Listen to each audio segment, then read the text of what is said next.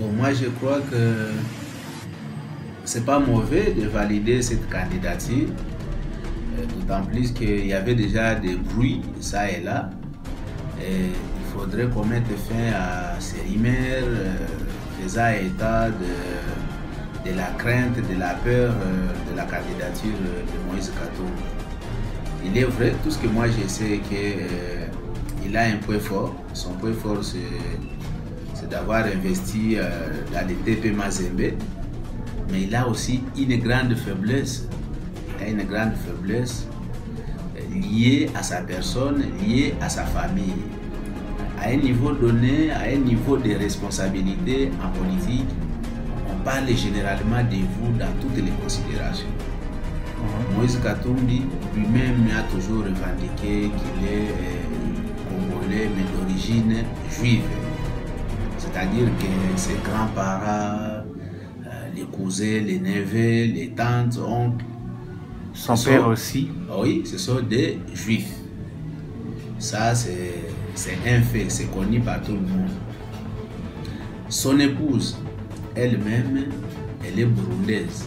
C'est connu de tout le monde. Jusqu'à preuve du contraire, même ses proches, ils ont toujours reconnu cela.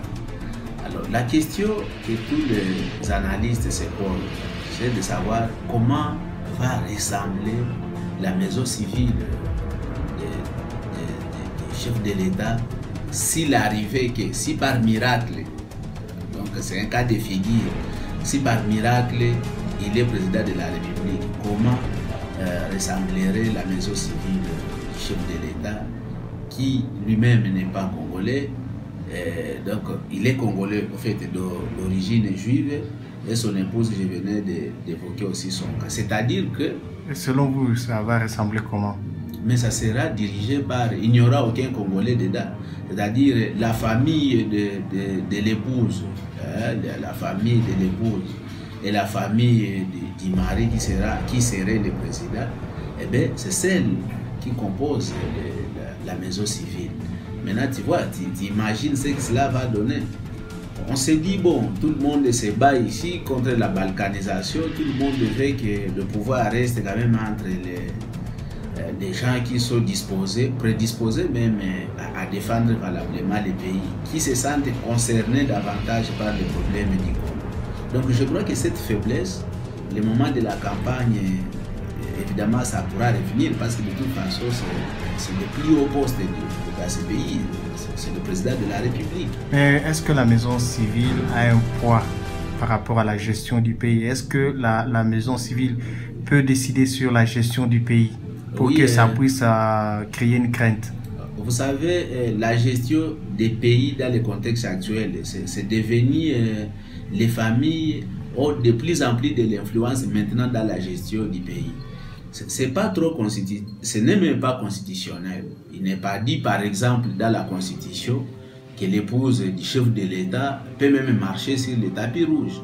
Donc, mais le fait qu'elle est proche du pouvoir, vous les retrouvez aussi marcher sur le tapis rouge. Donc ce n'est qu'un cas de figure. Vous connaissez actuellement, que ce soit pour ce régime ou l'autre qui a précédé, vous savez l'influence des premières dames maintenant dans ces pays. Vous savez l'influence maintenant des familles, des chefs de l'État, de leurs épouses dans ces pays, dans la gestion du pays. Donc moi je crois que ça devient assez intéressant.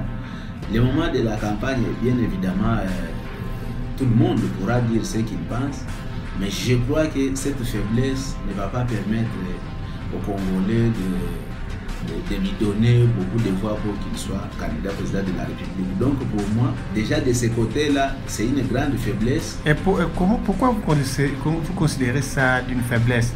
Ne pensez-vous pas que quelqu'un qui est congolais ou quelqu'un qui n'est pas congolais peut bien ou mieux diriger la RDC? Non, en fait, il y a des responsabilités. On peut bon aimer, on peut prendre même les étrangers à un niveau, ils peuvent même participer à la gestion des pays. Mais quand il s'agit de la présidence de la République, après Dieu, c'est le président de la République dans un pays. Donc à ce niveau-là, les nationalistes, les patriotes ne peuvent pas accepter, je sais, vous le verrez aussi, ne pas se poser certaines questions à ce genre de sujet.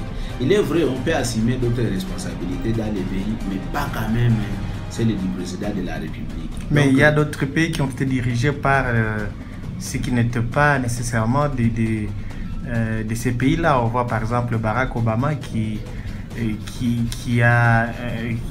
est issu d'un mixage. Ah bon, oui, je ne sais pas qu'est-ce que vous dites de son épouse, bon, qu'il soit aussi de ce mixage, mais vous connaissez chez les Américains, c'est pas comme nous. Et puis nous avons un problème que vous connaissez très bien dans les laboratoires de beaucoup de pays. Ils ont toujours voulu que la République démocratique du Congo soit balkanisée, vous le savez bien. Et vous savez que même récemment, les mêmes candidats auxquels nous faisons allusion, vous savez que son arrivée à Kigali, pendant que les pays étaient déjà agressés, ça suscitait des questions, mais qui valent la peine d'être posées. En pleine agression, lui avait pris le courage d'aller même participer, je ne sais pas moi, aux histoires de Mont Ibrahim à Kigali. Symboliquement par là, c'est pas quelqu'un qui serait disposé à... Il y aurait beaucoup plus de l'influence extérieure qui pèserait sur lui.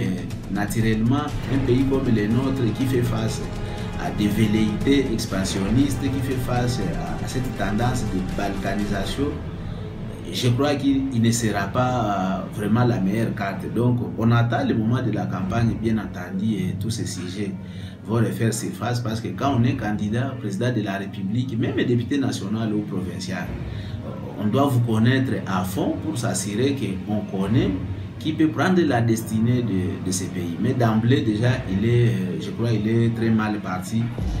Encore que son influence, même dans le domaine du sport, son influence dans la jeunesse a sensiblement diminué. Je vous dis merci. Et c'est moi qui vous remercie.